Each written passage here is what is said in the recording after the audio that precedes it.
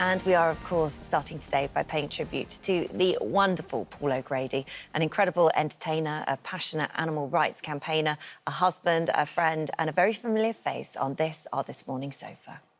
What's she doing now? What's she up to?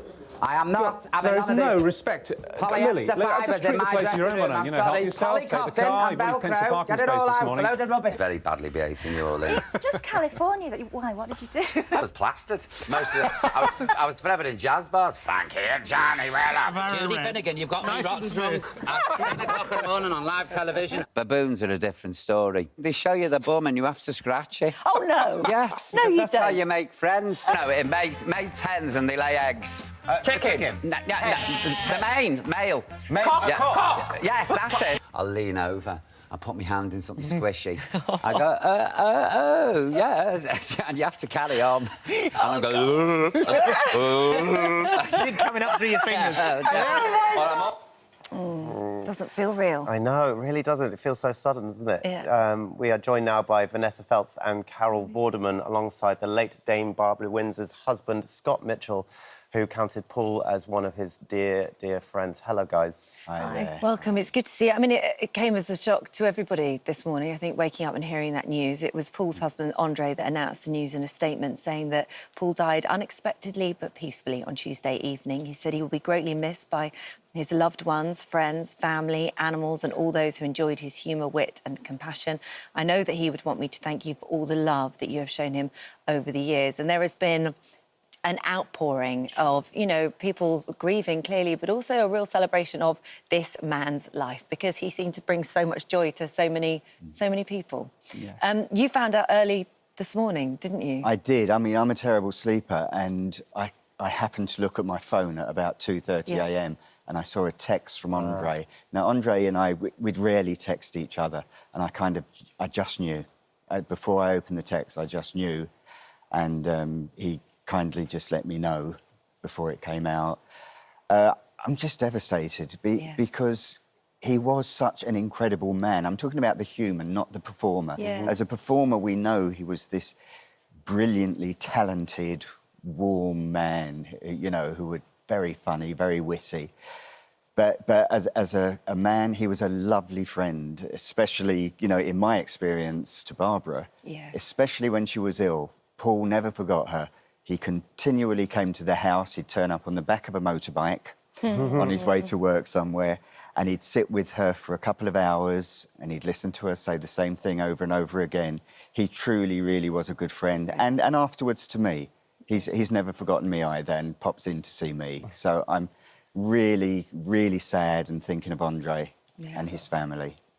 Vanessa, you must be so shocked by the news as well. I'm absolutely shocked to the core. I really am. And I've known Paul for years and years. When I inherited the bed on the Big Breakfast from him, it had been first of all Paula Yates, then it was Paul, Lily Savage, and then it was me.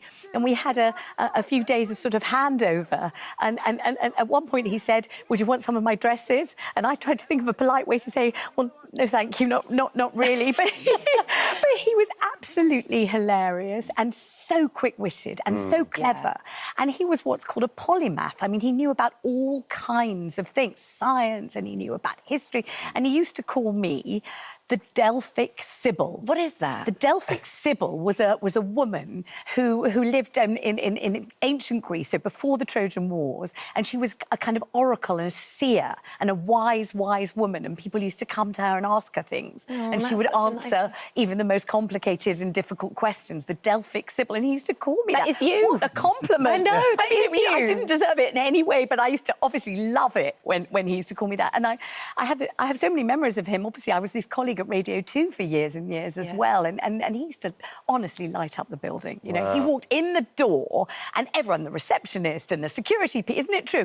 Because everyone loved him. And I've been hearing all morning. You know, Scott just said he used to arrive on the back of a motorbike, on a limo bike, and I've been getting texts all morning from the limo bike drivers. One of them, called Reese, said, "Oh my God, I'm so sad. I just don't know how to deal with this." They took him only last week, you know, to Annie, which he was in.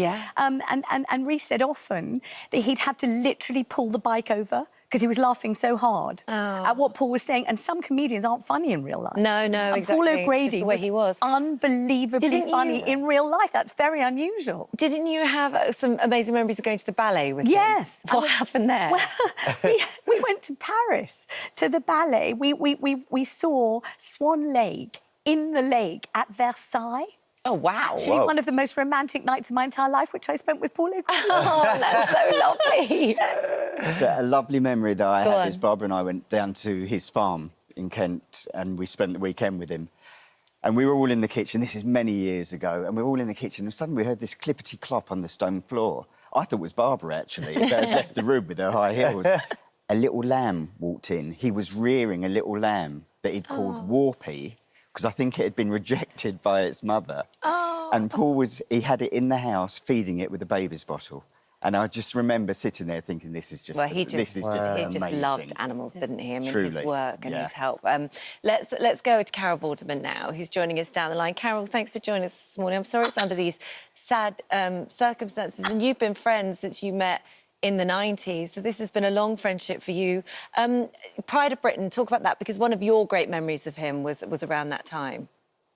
Yeah, so now you've shown the piece with Richard and Judy and Albert Dock in Liverpool. I was part of that this morning team back in the 80s up there as well, all being Northerners.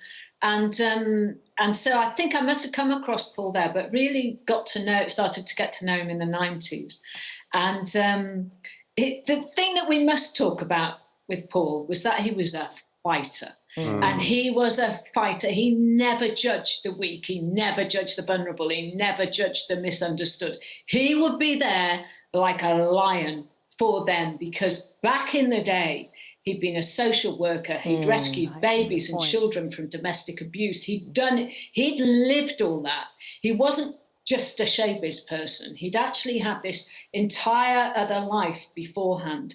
And I think it was that fighter in him, the fighter for the good, that everybody, as well as being funny, as well as all of those things, his rants were famous, that we fell in love with because we trusted him. We knew that with Paul, whatever he was having a go about, he was having a go about TV execs when he was flipping over from ITV to Channel 4 and back again and all of that.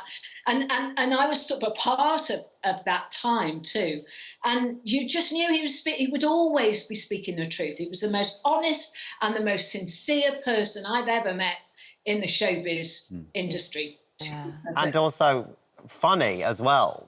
That's good. Well, it was. I know you're going to show, loads and loads of clips. We all know that about Paul, but I wanted to say that about his sincerity. Yeah. And how he raged against the light. He was an amazing fighter. But many stories. I mean, we used to go out for lunch, which would normally end up 12 hours. Oh, I'd love to have been on one of those lunches. Yeah, they were amazing. I bet they were. Vanessa, you wanted to say something. I just wanted to say, do you remember the show that was called An Audience With? Yes. And you'd have a celebrity, a big star on the stage, and then other celebrities in the audience asking them questions. And it always had exactly the same format, and they'd do all their best jokes.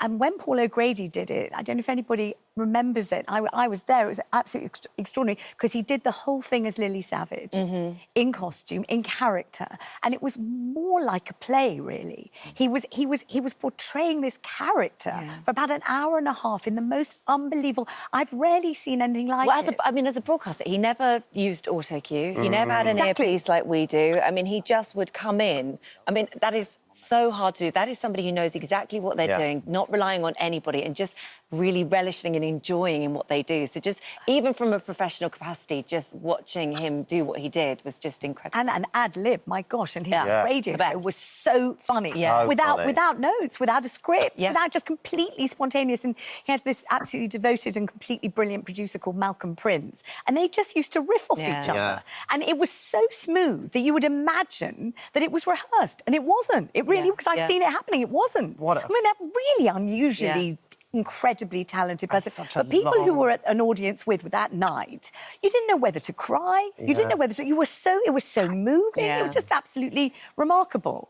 It's such a long career as well, which is so incredible. And Vanessa is going to be here to take your calls in today's phone-in, where we're asking for your memories of Paul O'Grady. What do you want to hear from? Oh, we want to hear from people who met him, obviously people who went to see him live, people who encountered him with dogs, maybe at Battersea Dogs Home or Pets Home or wherever. Just your memories of him, because he's touched so many of us in such a deep way, very profound way. Yeah. Well, you can give us a call for free on 08000 30 40 44 or download our free This Morning app to get involved. Please get in touch by 11:15 today, and you must be 18 or over.